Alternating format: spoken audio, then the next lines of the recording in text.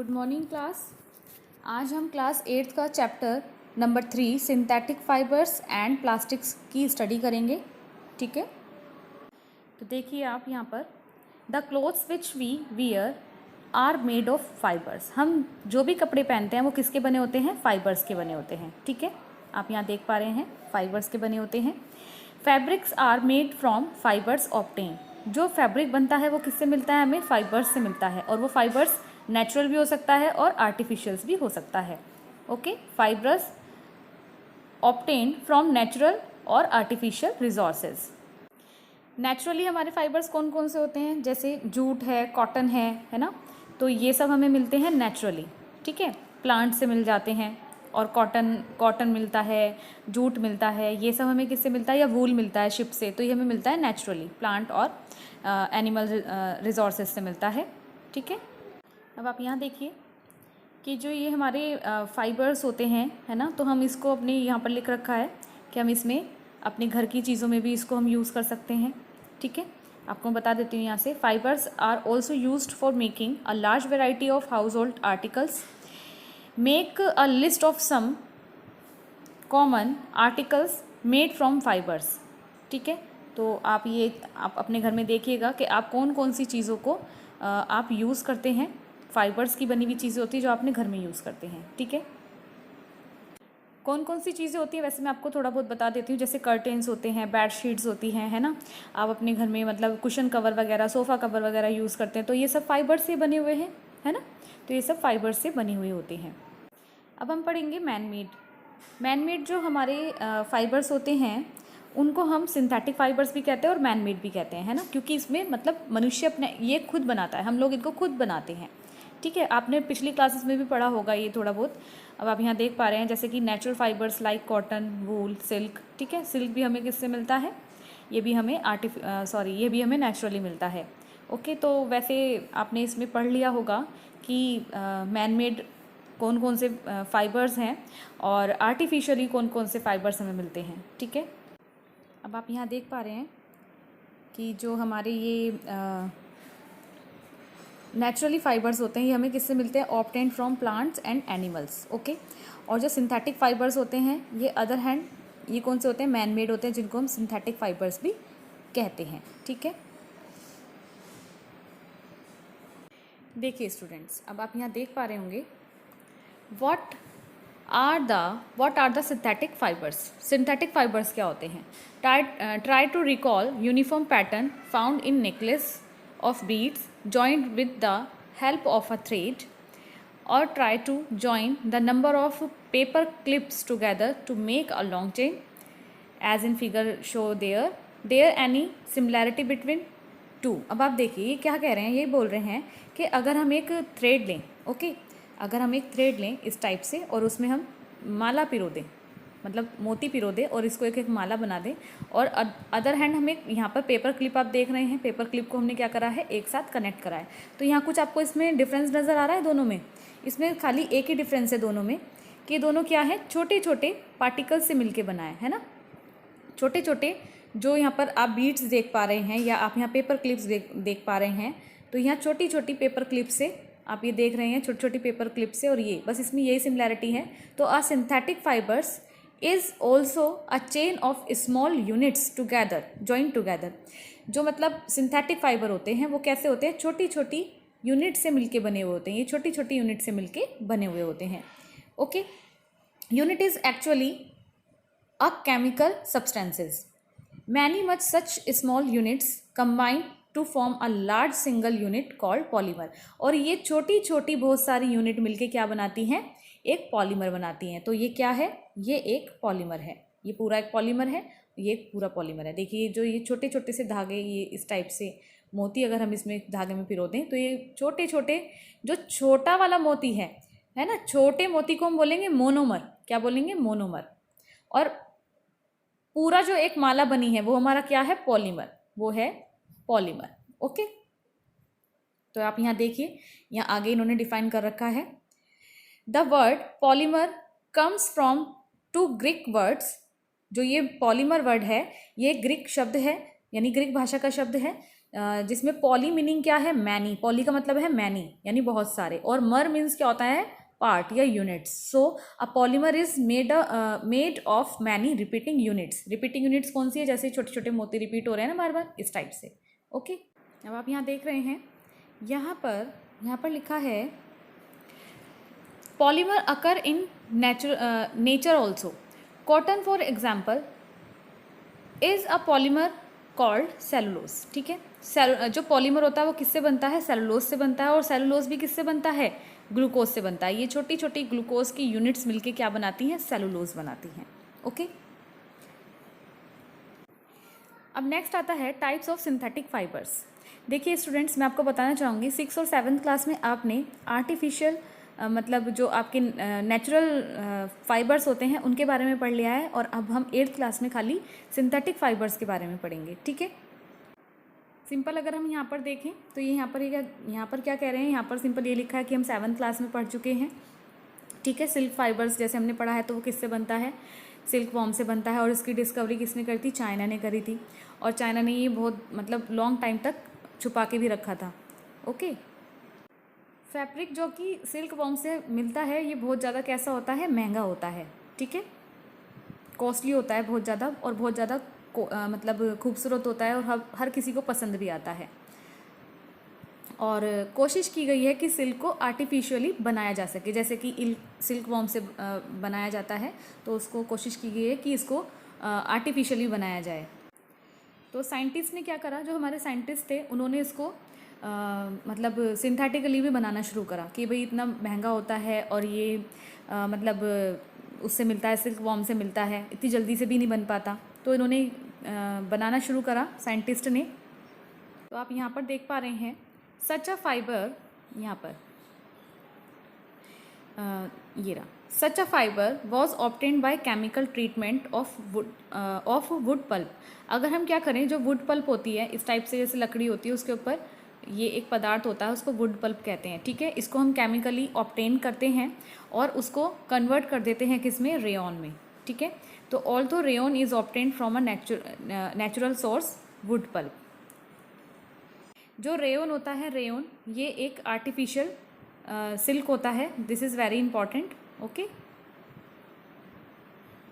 और ये रेयॉन कैसे बनता है मैंने अभी आपको बताया है। जो वुड पल्प होता है, यानी जो ट्री पर जो पल्प होता है जिससे पेपर भी बनता है, उस पर केमिकल ट्रीटमेंट किया जाता है जिससे रेयॉन बनता है। ओके, देखिए यहाँ पर जो रेयॉन है ये हमें किससे मिला है, वैसे तो ये हमें मिला है नेचुरल सोर्स से, है ना, वुड पल्प से मिला है, लेकिन तैयार किसने करा है, ये तैयार तो मानव ने करा है ना, हम लोगों ने तैयार करा है, ये मैन मेड है, इसलिए इसको मैन मेड आर्ट वो बोलते हैं फाइबर। ठीक है, रेयॉन को, ये ध्यान रखिएगा आप बात। It is cheaper then silk and can be woven like silk fibres. ये सिल्क से सस्ता होता है और सिल्क जैसा ही लगता है। It can also be died in a wide variety of colours, और ये बहुत सारे कलर्स में भी मतलब डाइड किया जा सकता है, यानी डाई किया जा सकता है। Okay, rayon is mixed with cotton to make bedsheets और mixed with wool to make carpets. जो रेयॉन होता है उसको कॉटन में मिक्स करके बेडशीट्स भी बनाई जा सकती है ना, और वूल यानी ऊन में मिक्स करके कारपेट्स भी बनाए जाते हैं। ओके, अब नेक्स्ट आता है nylon. Nylon is another man made fibre. Nylon भी क्या है, एक मैन मेड फाइबर है। In 1931 it was made without using any natural raw material from plant और animal. It was prepared from coal, water and air. It was the first fully synthetic fibre. देखिए जो ये rayon है, ये पहला एक ऐसा फाइबर है जिसमें कोई भी रॉ मटेरियल यूज़ नहीं किया गया था, और ये किससे प्रिपेयर किया गया था, कॉयल से, वाटर से और एयर से बनाया गया था। ठीक है, मैं एक बार और क्लियर करती हूँ, जो नायलॉन है वो पहला एक ऐसा फाइबर बनाया गया था जिसमें कोई भी नेचुरल सोर्स को नहीं लिया गया था, जैसे कि प्लांट है, एनिमल है, इसमें कोई भी रॉ मटेरियल नेचुरल सोर्स कुछ भी नहीं था। सिंपल इसको किससे बनाया गया था, इसको बनाया गया था सिंपल कॉयल से बनाया गया था। ठीक है, कॉयल से, वाटर को और एयर से, ये इससे बनाया गया था। और जो नायलॉन है वो कम्प्लीटली सिंथेटिक है, इसमें हम किसी भी नेचुरल रॉ मटेरियल का यूज़ नहीं कर रहे हैं। जो नायलॉन होता है वो बहुत ज़्यादा हल्का होता है, लाइट होता है और स्ट्रॉन्ग इलास्टिक फाइबर होता है। ठीक है, जो नायलॉन होता है वो बहुत ज़्यादा, यहाँ आप देख पा रहे हैं, nylon fibre was strong, elastic and light. सबसे ज़्यादा स्ट्रॉन्ग होता है, इलास्टिक होता है, यानी खिंचाव, इलास्टिक वाली प्रॉपर्टी होती है इसमें, और ये बहुत ज़्यादा हल्का होता है।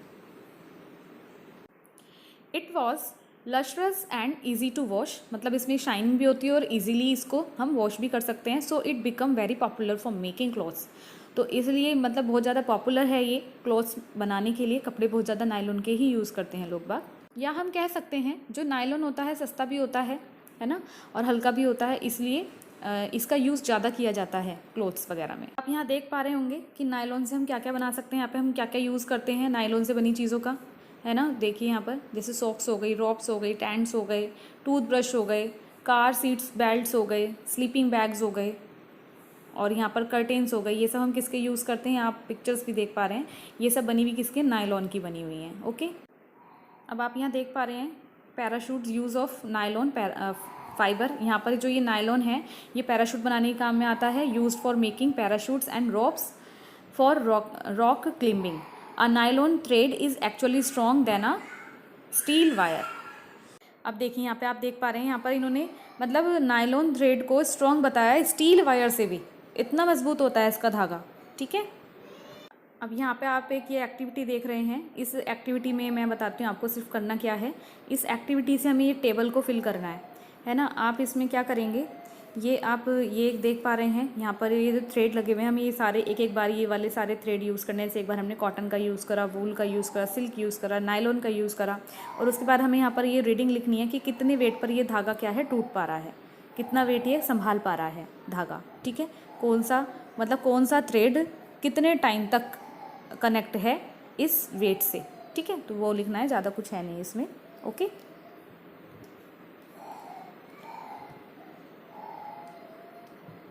नेक्स्ट है polyester and acrylic. Polyester is another synthetic fibre. Fabric made from this fibre does not gate wrinkled easily. जो ये इसका फैब्रिक होता है पॉलिस्टर का, इस पर मतलब सिकुड़न नहीं पड़ती है, रिंकल्ड नहीं पड़ते हैं। It crisp and is easy to wash.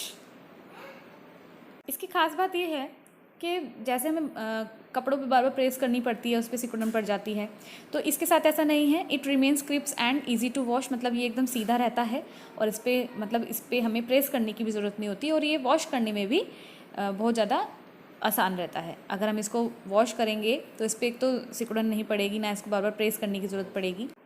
So it is quite suitable for making dress materials. तो ये इस टाइप की ड्रेसेस बनाने के लिए भी बहुत ज़्यादा सुटेबल होता है, जिस पे बार बार प्रेस ना करनी पड़े। Okay, you must have seen people wearing polyester shirts and other dresses. Terylene is a popular polyester. जो अगर हम टेरेलिन की बात करें तो एक बहुत ज़्यादा पॉपुलर है टेरेलिन, जो मतलब एक पॉलिस्टर है ये। It can be draw into very fine fibres that can be woven like any other yarn. मतलब काफ़ी बारीक बारीक धागों में बन सकता है क्या, टेरिलीन। ओके, पतले पतले धागों को जोड़ के कपड़ा बनाया जा सकता है, तो उससे ये बनता है टेरिलीन। पीईटी का मतलब क्या है, पॉली इथाइलिन टेरा फैथलेट। ठीक है, it is a very familiar from a polyester. ये बहुत ज़्यादा मतलब फैमिलियर होता है, इसको बहुत ज़्यादा यूज़ किया जाता है। It is used for making bottles, utensils, films, wires and many other useful products. इतने सारे प्रोडक्ट्स हम इससे बना सकते हैं जो हमारे यूज़फुल होते हैं। ओके, अब देखिए, अब हम बात करते हैं पॉलिएस्टर। पॉलिएस्टर का मतलब क्या होता है, पॉली प्लस एस्टर, मतलब इसमें बहुत सारी यूनिट्स जो होती हैं रिपीट्स हो जाती हैं। किसकी, एक बार पॉली होता है, एक बार एस्टर होता है, एक बार पॉली होता है, एक बार एस्टर होता है। अब देखिए यहाँ पर एस्टर आर द, इस वाले इसमें ester are the chemicals which give fruits their smell. Okay, मतलब एक्स्टर जो एस्टर्स हैं वो क्या हैं, वो फ्रूट्स से मिलने वाले कुछ केमिकल्स हैं जिसमें से स्मेल भी आती है। Fabrics are sold by name like polycot. जो फैब्रिक्स होते हैं वो किस किस नाम से बिकते हैं, देखो पॉलीकॉट के नाम से बिकते हैं, पॉलीवूल के नाम से बिकते हैं, टेरिकॉट है, एक्सेट्रा। अब इनको पॉलीकॉट क्यों कहा गया है, देखिए यहाँ पर अगर आप देख पा रहे हैं, ये जो है पॉलीकोट is a mixture of polyester and cotton, इसलिए इसको पॉलीकोट कहा गया है। और अगर हम बात करें पॉलीवूल की, तो पॉलीवूल क्यों कहा गया है, polywool is a mixture of polyester and wool, तो इसलिए इसको बोला गया है पॉलीवूल। ओके, मतलब कहने का यह है कि दो अलग अलग फाइबर्स को मिलाकर भी एक नया फाइबर बनाया जा सकता है। अब देखिए यहाँ पर क्या कहा गया है, we wear sweaters and use shawls और ब्लैंकेट्स इन द विंटर। हम सर्दियों में क्या क्या यूज़ करते हैं, स्वेटर का यूज़ करते हैं, शॉल का यूज़ करते हैं, ब्लैंकेट्स का यूज़ करते हैं। Many of these are actual not made from natural wool, लेकिन हमको लगता है कि ये ऊनी है, मतलब ऊन के बने हुए हैं, लेकिन ये एक्चुअल में प्योर वूल के नहीं बने हुए होते हैं। ठीक है, though they appear to resemble wool, ये हमें लगते हैं कि ये वूल के बने हुए हैं। ठीक है, लेकिन ये नेचुरल वूल से क्या होते हैं, रिजेंबल करते हुए होते हैं, लेकिन ये हमारे एक्राइलिक से बने हुए होते हैं। यहाँ पर लिखा हुआ है these are prepared from another type of synthetic fibre called acrylic, जो हमें लगता है कि ये वूल है। ओके, अब ऐसा क्यों होता है, देखिए अगर हम नेचुरल वूल का बनाएंगे तो वो तो बहुत ज़्यादा कॉस्टली होती है, लेकिन अगर हम सिंथेटिक एक्राइलिक का बनाएंगे तो वो क्या होता है, सस्ती होती है। तो इसलिए ज़्यादा यूज़ किया जाता है एक्राइलिक का विंटर्स में, जो स्वेटर, शॉल और ब्लैंकेट्स होते हैं वो बनाने के लिए। Synthetic fibers are more durable and affordable, which makes them more popular than natural fibers. इसका मतलब ये होता है, ड्यूरेबल ज़्यादा लंबे समय तक चलते हैं, और एफोर्डेबल का मतलब होता है सस्ते होते हैं और बहुत ज़्यादा पॉपुलर होते हैं, इसीलिए ये। ठीक है, एक्राइलिक किस में यूज़ करते हैं हम, ब्लैंकेट्स में, शॉल में, जो हम यूज़ करते हैं विंटर में, ये सब एक्राइलिक के बने हुए होते हैं। और पॉलिस्टर किसके बने हुए होते हैं, पॉलिस्टर का, सिंथेटिक फाइबर का यूज़ करते थे हम पॉलिस्टर के लिए, जिसमें सलबट नहीं पड़ती, मैंने आपको बताया था, है ना। या अगर हम यहाँ की बात करें, मैंने यहाँ पर बताया था, यहाँ पर जिसमें शाइन होती है, इजीली वॉश कर सकते हैं, तो ये आपने क्लियर देख लिया। अब नेक्स्ट आता है,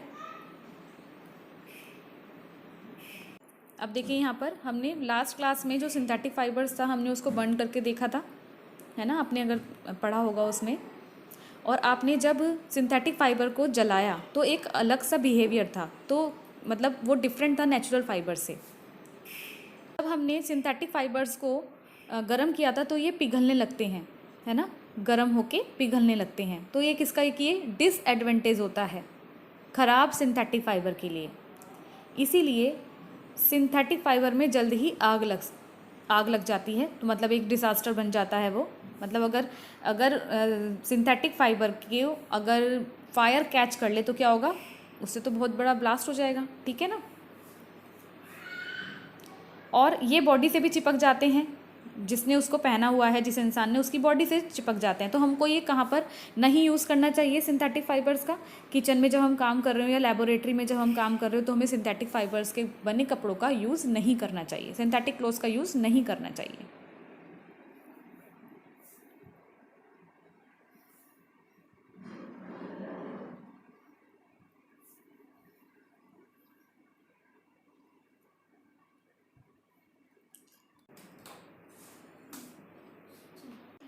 All the synthetic fibers are prepared by a number of process using raw materials of petroleum origin called petrochemicals। ज़्यादातर जो होते हैं वो पेट्रोकेमिकल से बनते हैं, जैसे कॉल से बनते हैं, हमने भी ऊपर कॉल से ही बनाया था, देखा था। ठीक है, अब आता है करेक्टरिस्टिक्स ऑफ सिंथेटिक फाइबर्स, मतलब सिंथेटिक फाइबर्स की करेक्टरिस्टिक्स क्या होते हैं, उनके गुण क्या होते हैं। सपोज़ अगर आप इमेजिन करें कि अगर आपका रेनी डे में अगर हम किसका यूज़ करते हैं, अम्ब्रेला का यूज़ करते हैं, तो आपका अम्ब्रेला क्या होता है, वो कैसे बना होता है, कौन से मतलब फाइबर्स का बना हुआ होता है ना, वो जल्दी सूख जाते हैं, ऐसा क्या मटीरियल है उनमें, है ना। तो अब इसके करेक्टरिस्टिक्स क्या हैं, हम इसका, अब जैसे इसमें एक गुण आया कि बहुत जल्दी से सूख जाते हैं, लंबे समय तक चलते हैं और सस्ते होते हैं और इजीली अवेलेबल होते हैं। आप यहाँ पर देख पा रहे होंगे, यहाँ पर लिखा है they dry up quickly, are durable, less expensive और readily available and easy to maintain. Easily रख सकते हैं, सस्ते होते हैं, ईजीली मिल जाते हैं, सूख जाते हैं जल्दी से। Okay, perform the following activity and learn for your self. यहाँ पर एक एक्टिविटी दे रखी है, ये इतना इंपॉर्टेंट नहीं है, इसको छोड़ दीजिए। अब यहाँ देखिए प्लास्टिक्स, अब आता है प्लास्टिक्स। अब देखिए यहाँ पर बच्चों, अब हम पढ़ते हैं यहाँ पर plastics. You must be familiar with many plastic articles used every day. Make a list of such items and there uses. हम बहुत ज़्यादा प्लास्टिक के आइटम्स का यूज़ करते हैं, है ना, और ये लीनियर भी होते हैं और क्रॉस लिंक्ड भी होते हैं। आप यहाँ पर देख पा रहे होंगे, ये देखिए, ये लीनियर है और ये वाले कैसे हैं, क्रॉस लिंक्ड है। ठीक है, क्रॉस लिंक्ड है ये वाले। ठीक है, और यहाँ पर ये फाइबर्स लगे हुए हैं, ये सब फाइबर्स है ये। Okay, plastic is also a polymer like synthetic fibres. जो प्लास्टिक होता है वो भी एक पॉलीमर होता है, सिंथेटिक फाइबर की तरह वो भी क्या होता है, एक पॉलीमर होता है। All plastics do not have the same type of arrangement of units. Means सारी प्लास्टिक्स का जो अरेंजमेंट होता है वो सेम नहीं होता है, मतलब एक जैसा नहीं होता है। कुछ लिंक मतलब लीनियर होते हैं और कुछ क्रॉस लिंक्ड होते हैं। जैसे कि अभी आपने यहाँ पर पढ़ा था, ये देखिए ये क्रॉस लिंक्ड है और ये वाला आप देख पा रहे होंगे ये क्रॉस लिंक्ड है, और ये वाला सॉरी ये है क्रॉस लिंक्ड और ये है लीनियर। ओके, अब यहाँ देखिए जो क्रॉस लिंक्ड होते हैं उनको ब्रांच भी बोलते हैं, ब्रांचेस में होते हैं, ब्रांच निकली हुई होती है, यानी शाखाएं निकली हुई होती हैं।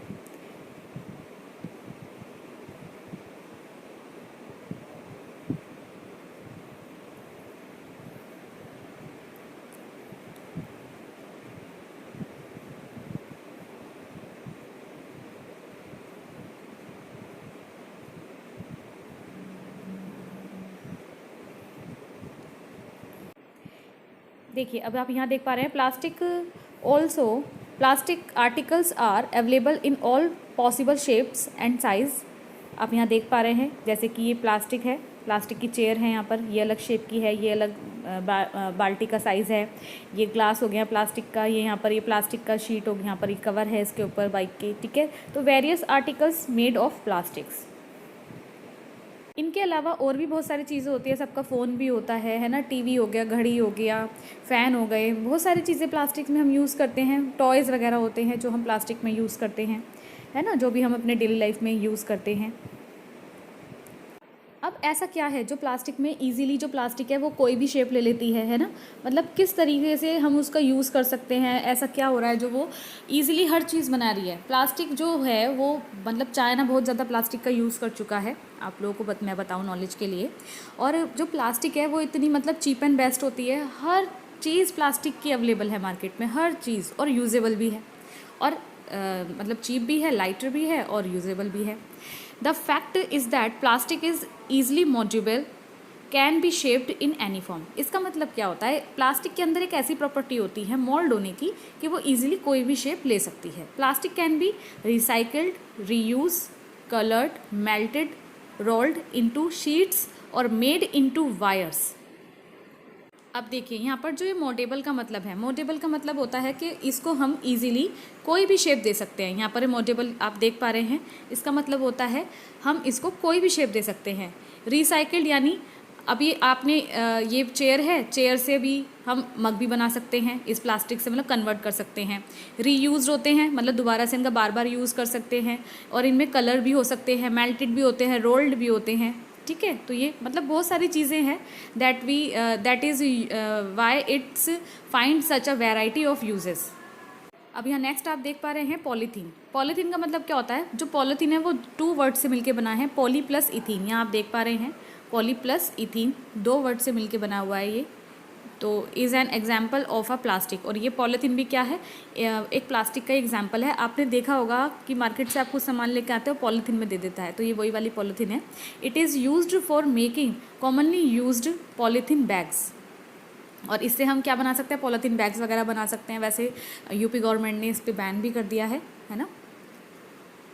कुछ प्लास्टिक क्या होते हैं, बैंड करने पर टूट जाते हैं, है ना, और कुछ होते हैं जो इजीली बैंड हो जाते हैं, वो टूटते नहीं हैं। तो ये इनके टाइप्स होते हैं प्लास्टिक के। देखिए यहाँ पर such plastics which gets deformed easily on heating and can be bend easily are known as thermoplastic. मतलब जो ईजिली हीट करने पर बैंड हो जाए, मुड़ जाए, मतलब कोमल होकर मुड़ जाती है, तो उसको बोलते हैं थर्मोप्लास्टिक। क्या बोलते हैं, thermoplastic. Polythene and PVC are some of example of thermoplastic. ये जो थर्मोप्लास्टिक एग्जाम्पल है, मतलब जो ये थर्मोप्लास्टिक हम यूज़ करते हैं, जो गर्म करने पर सॉफ्ट हो जाती है और ईजिली मोल्डेबल होती है, यानी बैंड हो जाती है, टूटती नहीं है। तो उसके एग्जाम्पल क्या हो सकते हैं, पॉलीथीन, ये हम सब यूज़ करते हैं। पीवीसी का मतलब क्या होता है, पॉलीविनाइल क्लोराइड। तो ये इसके एग्जाम्पल्स होते हैं। These are use for manufacturing toys, combs, various types of containers. इनका यूज़ किया जाता है खिलौने बनाने में, कंघा बनाने में, और भी बहुत सारी चीज़ें हैं, कंटेनर्स वगैरह बनाने में इनका यूज़ किया जाता है। अगर आप थर्मोप्लास्टिक की बात करें, थर्मोप्लास्टिक में क्या होता है, थर्मोप्लास्टिक में on the other hand there are some plastics which when moulded one can not be soften by heating. ये क्या होती हैं, गर्म करने पर सॉफ्ट नहीं होती हैं और बैंड भी नहीं होती, टूट जाती हैं, तो उनको हम बोलते हैं थर्मोसेटिंग। तो थर्मोप्लास्ट भी पता हो गया, जो गर्म करने पर सॉफ्ट हो जाती हैं, ये गर्म करने पर हार्ड हो जाती हैं। Two examples are Bakelite and melamine. Bakelite and melamine example of thermosetting plastics. Bakelite is a poor conductor of heat and electricity. हम क्यों यूज़ करते हैं बैकेलाइट का मतलब इलेक्ट्रिसिटी में, और मतलब जो आपने स्विच वगैरह देखे होते हैं टीवी वगैरह के, जो हम उसमें सॉकेट में लगाते हो, बैकेलाइट के बने होते हैं। क्यों? क्योंकि उनमें जो करंट होता है पास नहीं हो पाता है, इसलिए यहाँ पर लिखा है poor conductor of heat and electricity, मतलब उसमें करंट फ्लो नहीं हो पाएगा, तो बैकेलाइट का हम इसलिए यूज़ करते हैं। It is used for making electrical switches, ये मैं बता चुकी हूँ। हैंडल्स ऑफ वेरियस अनटेंसिल्स, मतलब कुछ बर्तनों के हैंडल में भी हम क्या यूज़ करते हैं, बैकेलाइट का यूज़ करते हैं, etcetera. Melamine is a versatility material, it resists fire and can tolerate heat better than other plastics. इसका मतलब ये है, जो मेलामाइन है वो गर्मी को भी क्या कर लेता है, एब्जॉर्ब कर लेता है, ठीक है।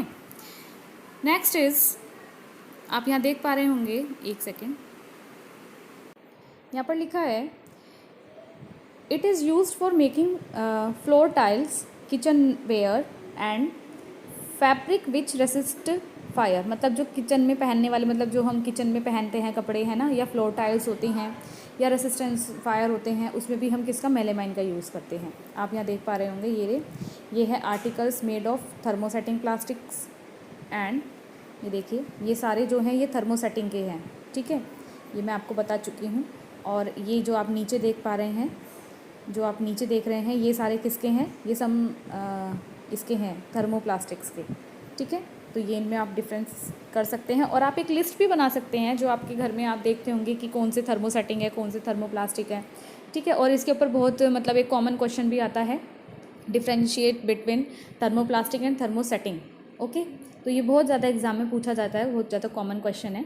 नेक्स्ट है यहाँ पर plastic as material of choice, मतलब अब हम इसकी प्रॉपर्टीज़ के बारे में पढ़ेंगे। यहाँ चॉइस क्यों क्या बोला गया है यहाँ पर, today if we think of storing a food items, water, milk, pickles, dry fruits etcetera, मतलब जो भी चीज़ें हैं हम इसमें प्लास्टिक के कंटेनर में हम इन सबको क्या करते हैं, स्टोर करके रखते हैं। क्यों करते हैं हम प्लास्टिक का ये क्यों यूज़ करते हैं, तो ये लाइटर होते हैं वेट में, है ना, इनका मतलब बहुत ज़्यादा चीप प्राइस होता है, लोअर प्राइस होता है, कम रेंज में ईजिली मिल जाते हैं, इनकी गुड स्ट्रेंथ होती है, मतलब टूटते नहीं हैं ईजिली, और ईजिली हैंडलिंग होते हैं, आसानी से पकड़ सकते हैं, उठा सकते हैं, एक जगह से दूसरी जगह ले जा सकते हैं, है ना। अगर हम इनका और कंपैरेटिवली करें बाकी चीज़ों से, being lighter as compare to metals, तो मतलब मेटल से क्या होती हैं, बहुत ज़्यादा हल्की होती हैं। Plastics are used in car, aircrafts and space crafts too, हम इनमें भी इनका यूज़ करते हैं। The list in endless if we start continuous articles like स्पीलर्स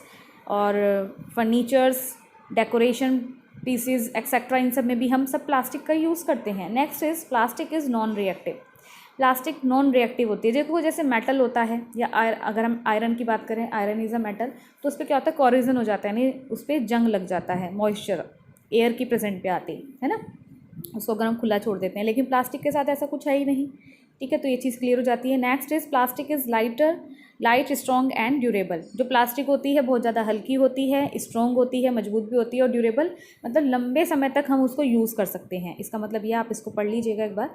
next is plastic are poor conductors, poor conductors ये भी मैं बता चुकी हूँ। जो प्लास्टिक की हम चीज़ें, मतलब आपने देखा होगा जितने भी इलेक्ट्रिकल आपके इंस्ट्रूमेंट्स होते हैं उसमें ज़्यादातर ना प्लास्टिक का यूज़ किया हुआ था, कोई मेटल नहीं होती है ना, क्योंकि जो मेटल होती है वो गुड कंडक्टर होती है, ओके।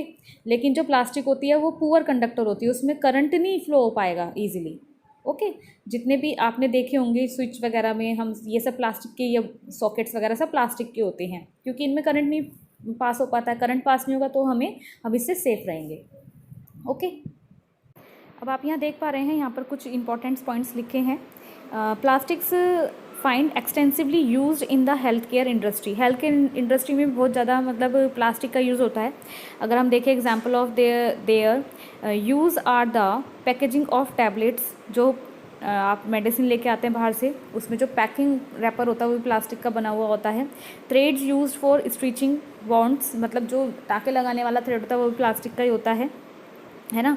सिरिंज होती हैं जो डॉक्टर यूज़ करते हैं, ग्लव्स जो हम यूज़ करते हैं, तो ये सब प्लास्टिक के तो बने हुए होते हैं। ये सारे मेडिकल इंस्ट्रूमेंट्स जो होते हैं सब प्लास्टिक का इसमें आजकल यूज़ होने लगा है, और होता भी आया है स्टार्टिंग से, क्योंकि बहुत ज़्यादा ईजिली रहता है उससे वर्क करना। अब नेक्स्ट पॉइंट यहाँ पर दे रखा है, जो भी हम माइक्रोवेव में मतलब कुछ भी सामान रखते हैं, माइक्रोवेव में जो हम बर्तन यूज़ करते हैं, कुकवेयर जिसे हम बोलते हैं, वो सब प्लास्टिक के तो बने हुए होते हैं, जिससे वो क्या होते हैं, हीट उसको इफेक्ट नहीं कर पाती है। अब यहाँ नेक्स्ट पॉइंट दे रखा है Teflon. Teflon is a special plastic. ये एक स्पेशल प्लास्टिक क्यों कहा गया है, क्योंकि इस पर जो तेल और ऑयल है वो चिपकता नहीं है। It is use for non stick coating on cookware. आपने देखा होगा जब कभी डोसा वगैरह ये सारी ऑयली चीज़ें बनती हैं तो उसमें हम कौन से किसका यूज़ करते हैं, टेफ्लॉन से बनी हुई चीज़ों का यूज़ करते हैं, जिससे ऑयल वगैरह उस पर चिपके ना। अब देखिए यहाँ पर जो दे रखा है फायर प्रूफ प्लास्टिक्स, मतलब प्लास्टिक हमको किस तरीके से आग से बचाती है।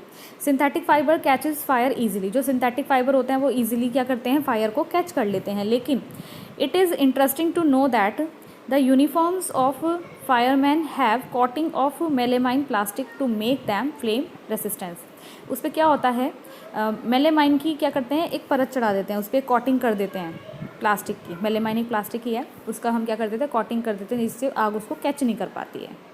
अब नेक्स्ट यहाँ पे आता है प्लास्टिक एंड एनवायरनमेंट। देखिए जो प्लास्टिक होती है बहुत ज़्यादा मतलब हार्मफुल भी होती है। हम लोगों को अपने घर में जो मतलब जो हम यूज़ करते हैं, मैंने बताया था गवर्नमेंट ने भी बैन किया था प्लास्टिक को, क्योंकि ये ख़त्म नहीं होती है। ये जहाँ पर मतलब ज़मीन में आ गई तो वहाँ पर जितने भी हमारे मतलब रॉ मटेरियल्स होते हैं उनको ख़राब कर देती है ना, वहाँ पर वो बंजर कर देती है एक तरीके से। तो हमें अपने घर में जूट या कॉटन से बने हुए बैग को ही हमें इस्तेमाल करना चाहिए, क्योंकि अगर हमने प्लास्टिक को यूज़ कर लिया और फिर हमने उसको फेंक दिया तो वो बायोडिग्रेडेबल नहीं होती है। ठीक है, अब बायोडिग्रेडेबल का मतलब क्या होता है, a material which gets decomposed through natural process such as action by bacteria is called biodegradable. Biodegradable का मतलब ये होता है कि जब कोई चीज़ फेंक दी जाती है ना, तो उसमें क्या होता है, बैक्टीरिया आ जाते हैं, है ना। जब चीज़ कोई हमने फेंक दी, वो सड़ने लगी तो उसमें बैक्टीरिया आ जाते हैं। तो जब उस पर बैक्टीरिया एक्शन करने लगते हैं तो वो बायोडिग्रेडेबल हो जाती है। वो चीज़ ख़त्म नहीं होती है, और जो चीज़ ख़त्म नहीं होती है, जो मतलब बिल्कुल ख़त्म नहीं होती है, वो होती है नॉन बायोडिग्रेडेबल। मीन्स कहने का ये है, जो बैक्टीरिया है अगर वो किसी चीज़ पर आ जाए तो वो क्या होते हैं, उसको अपघटित कर देते हैं, यानी उसको ख़त्म कर देते हैं। लेकिन अगर बैक्टीरिया उस पर नहीं पनप रहे हैं तो वो नॉन बायोडिग्रेडेबल में आता है। तो क्या जो हमारी प्लास्टिक है उस पर बैक्टीरिया आएंगे, उस पर नहीं आएंगे, इसलिए वो कैसी होती है, नॉन बायोडिग्रेडेबल होती है। ओके, अब यहाँ देखिए, यहाँ पर आप देख पा रहे होंगे, यहाँ पर वेस्ट टाइप ऑफ वेस्ट है ना, और यहाँ पर उसका मतलब टाइमिंग दे रखी है, कितने टाइम में वो मतलब डिग्रेडेबल हो सकता है, और यहाँ पर नेचुरल मटेरियल दे रखा है। अगर आप यहाँ पर देखें वेजिटेबल, फ्रूट्स, और ये लेफ़्ट ओवर फ्रूट स्टफ्स, ये जो है ये 1 से 2 हफ्तों में बायोडिग्रेडेबल हो जाते हैं, ख़त्म हो जाते हैं। पेपर जो है वो कितने में होता है, 20 से 30 दिन में बायोडिग्रेडेबल हो जाता है। कॉटन एंड क्लोथ जो होता है वो 2 to 5 मंथ्स में बायोडिग्रेडेबल हो जाता है। वुड भी हो जाता है, वूलन क्लोथ्स भी हो जाते हैं। लेकिन अगर हम बात करें टिन की, एल्यूमिनियम की, अदर मेटल्स की अगर हम बात करें तो वो मतलब 100 से 500 साल में तो नॉन बायोडिग्रेडेबल रहती हैं ये। और प्लास्टिक बैग्स जो होती हैं, ये यहाँ पर लिखा हुआ है कि ये सेवरल ईयर्स नॉन बायोडिग्रेडेबल, जो कभी होती ही नहीं है, ये ख़त्म ही नहीं होंगी ये, तो मतलब कितने भी 1000-2000 साल ले सकती हैं, तो ये कभी ख़त्म ही नहीं होंगी। ठीक है, इसलिए जो प्लास्टिक होती है बहुत ज़्यादा हार्मफुल होती है। तो यहाँ आप देख पा रहे हैं, यहाँ पर लिखा है इन्होंने, it is not environment friendly. जो प्लास्टिक होती है वो एनवायरनमेंट फ्रेंडली नहीं होती है। ठीक है, it is causes environmental pollution, ये मतलब एनवायरमेंटल पॉल्यूशन फैलाती है, इतनी ज़्यादा हार्मफुल होती है प्लास्टिक्स। अगर हम इसको बर्न करें तो ये पूरी तरह से बर्न भी नहीं होता है, और मतलब बर्न भी नहीं हो पाएगा, और एयर पॉल्यूशन भी फैलाती है ये साथ साथ। इसलिए हमें इसको जलाना नहीं चाहिए। तो हम इसको क्या कर सकते हैं, हम क्या कर सकते हैं, हम बायोडिग्रेडेबल प्लास्टिक्स या नॉन बायोडिग्रेडेबल प्लास्टिक्स, मतलब इन सबको हम क्या करेंगे, अलग अलग करेंगे स्टोर। ठीक है, हमारा जो वेस्ट मटेरियल होता है, वेस्ट मटेरियल को क्या करेंगे, अगर उसमें प्लास्टिक है वेस्ट मटेरियल में तो हम उसको अलग से स्टोर करके रखेंगे। ठीक है, जिससे वो डिग्रेडेबल वाले जो मटेरियल है उसमें उनको हार्मफुल ना पहुँचाए। अगर हमने उनको बायोडिग्रेडेबल के साथ मिला दिया प्लास्टिक को, तो क्या करेगा वो उसको भी मतलब अपघटित नहीं होने देगा, उस पर बैक्टीरिया नहीं आएंगे, और वो भी क्या होगा, लंबे समय तक प्लास्टिक के साथ ऐसे ही रहेगा।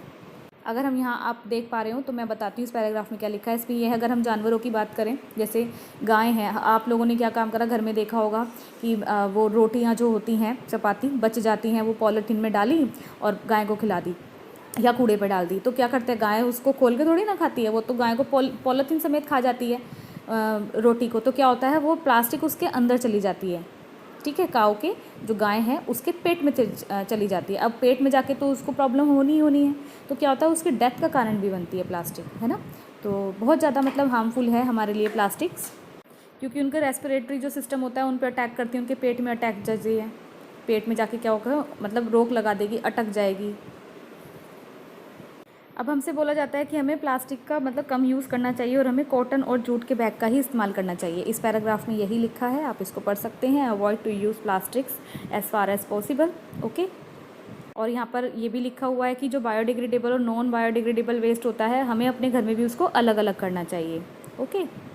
और हमें रिसाइकल भी कर सकते हैं। It is better to recycle plastic waste materials, ठीक है।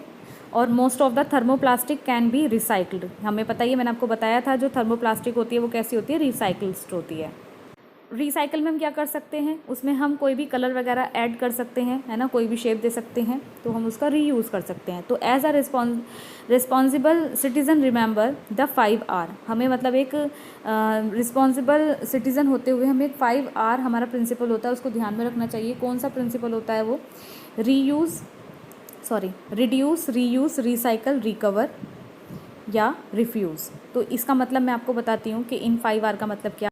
देखिए, इसका यहाँ पर अगर हम देखें, रिड्यूस कम से कम इस्तेमाल करें, रीयूज़ दोबारा से करें, रिसाइकल मतलब उसको हम दोबारा से प्लांटेशन करें, दोबारा से चेंज करें उसको।